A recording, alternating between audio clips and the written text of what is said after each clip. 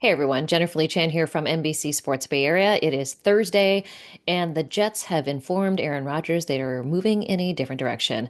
Now, anytime a big player like that is told that they are not moving forward with the same team, they're all the odds makers that believe where they think he's going to go. And several of them have already said that the likelihood of him landing with the 49ers is higher than most teams.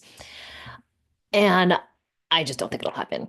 Brock Purdy is their guy, and that's who they're going to stick with. Yes, there have been rumors that they have talked to Aaron Rodgers about coming back, but I think that was before they knew that they wanted Brock Purdy to go forward in the future. I do think they're going to work out a mega contract with him. It's going to be a multi-year, huge deal contract for Brock Purdy. He is the guy that the locker room loves. He is a guy that Kyle Shanahan believes he can shape and teach and help, along with Brian Griese, to be the quarterback of the franchise. Now, Aaron Rodgers, obviously, future Hall of Famer, fantastic statistics. He has done a lot, but he is not a guy that I think would work well with Kyle Shanahan. Aaron Rodgers is outspoken. He wants things his way. He is really everywhere he's gone been a guy who has made demands on the organization to have certain receivers, have certain plays called, having a certain play caller involved. And I just don't think Aaron Rodgers at this point in his career wants to come in and start from the ground up. And not only that, be a backup to Brock Purdy.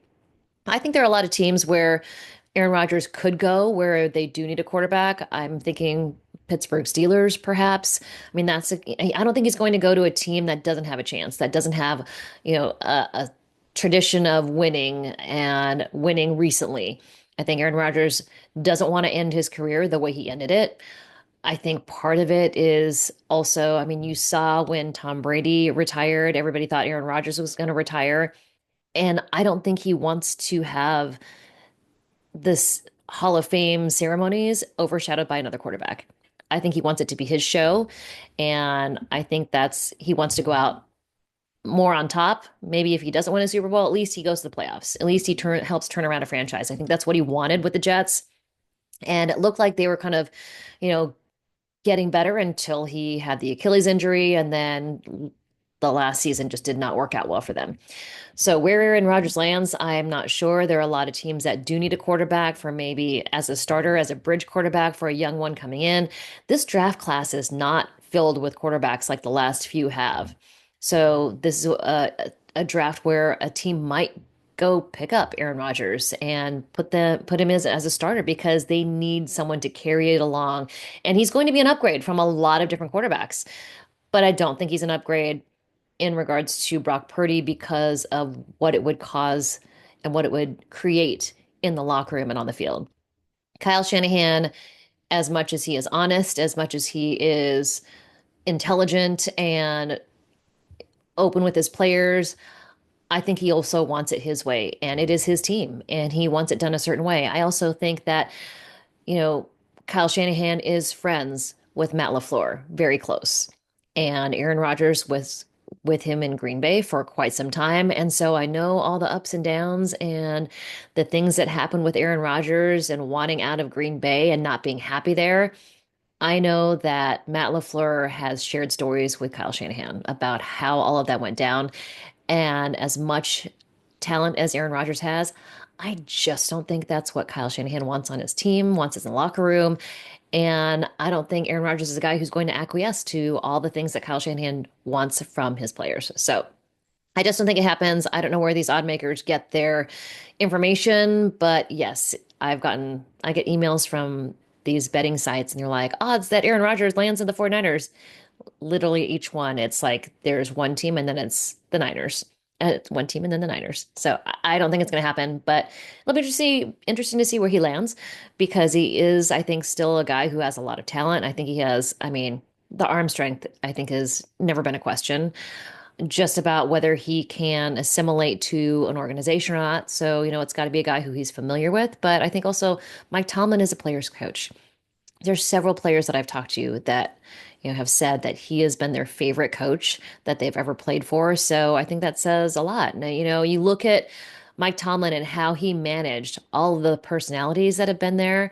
I mean, the players that have come out of the Steelers locker room and gone to other organizations that have completely gone off the rails, and Mike Tomlin kept them all in check and all happy and under, I think it's pretty crazy. He's a guy that can control that. And, he's a big part of why the Steelers have had a long, session of a long tenure of success. And I think there was talk, of course, about him maybe being on the hot seat. I just don't think he is. I think Mike Tomlin is a guy who can write his own ticket out if he wants to, similar to what Kyle Shanahan and John Lynch will be, I think, to be honest. I know there's a lot of people out there that are like, fire Kyle Shanahan. He's on the hot seat. I'm like, he's not. He just is not. Jed York spoke at the Super Bowl, and the Associated Press wrote a story talking about how, you know, Jed York wants them around. He thinks that John Lynch, Kyle Shanahan are the people that will turn the organization around. And let's face it, they've been in the NFC Championship 4 out of the last 5 years. They've been to two Super Bowls. Yes, they haven't won, but when a team gets that far, not only is it good for the franchise in outward appearances, but it's good for the franchise monetarily. So Jed York is a guy who has been willing to max out the salary cap. They've been under it a little bit because they're preparing for Brock Purdy's huge contract coming up. So they're doing all they can to make room for what's to come. But there are owners out there who don't let the general manager and the team spend all the way up to the salary cap. They're like, no, I'm not spending 272 million dollars is the cap next year. They can say to the general manager, hey, keep it under 200, keep it at 220. They can do that. And then, I mean, all of the decisions get run up the flagpole to Jed York, and obviously he has approved of most of them. Jed York spoke and said, hey, we are hopeful that we're going to get a deal done with Brock Purdy and his agent as soon as possible. And he feels like that's what's going to come. So I just don't think that Aaron Rodgers is a solution to the 49ers' woes of winning a Super Bowl. I don't think he is, at this point in his career, a complete team player.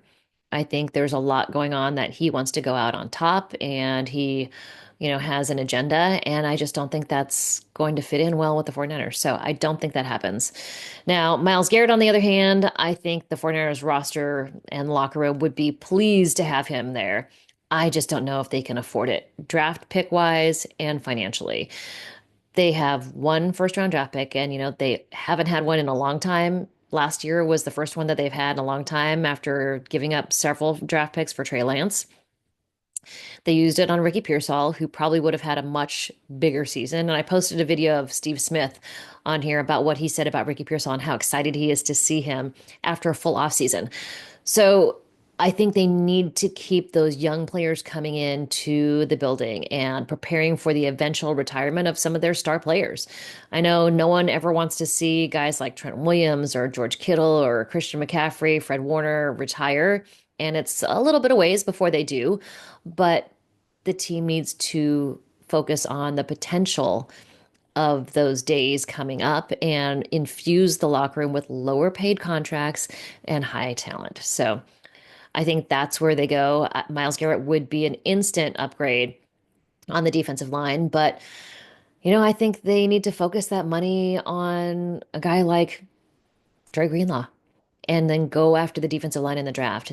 Now, this draft is better for defensive line, defensive tackle. There are a lot of guys coming out. I just got the list of all the combine candidates, so now I got to start pouring through those and seeing who's going to be at the combine and what we can ask them. So it's about getting younger talent in. Yes, Myles Garrett would be an instant upgrade, but looking at the cost of it, multiple first round picks, huge multi-year contract, because honestly, his contract is pretty reasonable for the next 2 years. I just don't think he plays on that contract. So he's got about $20 million each year for 2025 and 26, which is pretty affordable. But a guy like Myles Garrett wanting a trade is going to also want a bigger mega contract. And I just don't think the 49ers can do it with all of the guys that they're already paying on the roster.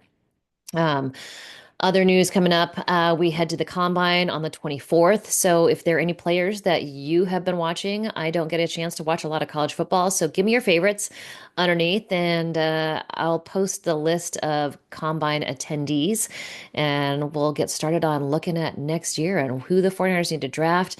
Of course, there is free agency first. But I think next week when we all go to Indy, all the GMs are there. Kyle Shanahan usually does not go. The last time Kyle Shanahan went, um, had a few cocktails with him. Kyle Shanahan is incredibly gregarious when he's had a couple cocktails, and he's fun to hang around. And but he has not been going to the combine. John Lynch does go, Parag Marate goes, and all the position coaches go. So they go and meet guys. There's a thing called the bus depot, and it's like speed dating, and they have guys come in 10 minutes and go out, so they can, that's an informal meeting, so that will be at the bus depot. Then they have formal meetings as well, and they are only have allowed to have so many, so players can have formal meetings, and that'll be in a single room. And a lot of times they'll have players walk through plays, they'll have their film up, ask them about different things that they've done, what they missed, great plays that they had, bad plays that they wish they hadn't done. So it's an interesting process. So we'll see a lot of that happening in Indianapolis. That happens on the 24th. Always a good time to go and hang out with GMs, and agents will be there.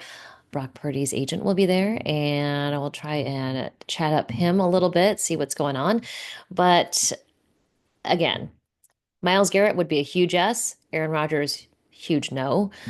But stranger things have happened. I think that honestly, they should focus their efforts on Dre Greenlaw and use their draft picks more accordingly towards the future, looking ahead.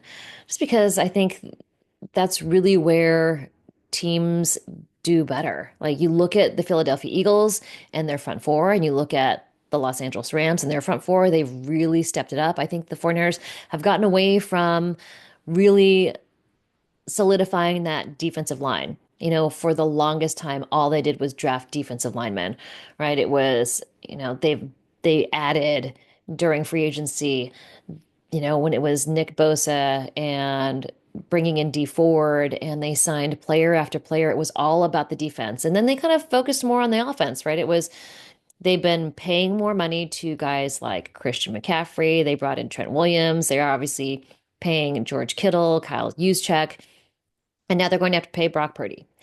And so, with all of that, I think they really need to get back to solidifying the defensive line. When you look at the draft, it's been a little while since the 49ers have really added on the defensive line. So in 2024, um, linebacker, defensive back, Malik Mustafa, defensive back, Renardo Green, no defensive lineman. Again, 2023, safety, kicker, tight end, cornerback, outside linebacker, Robert Beal. He is a guy that could end up being a pass rusher. Um, Tight end, wide receiver, safety. Um, 2022 was the last time they drafted a guy as a pass rusher, and that was Drake Jackson. And unfortunately, it hasn't worked out really well for him because he's had such bad luck with his knee injuries. But I mean, he's a guy that could come out this year and could contribute, if he's getting healthier. They also drafted Kalia Davis. So 2022 was the last time they had two defensive linemen in the draft. 2021 was the Trey Lance draft. Again, quarterback, offensive line, running back, defensive back, tackle, cornerback, safety, and running back. So no defense there.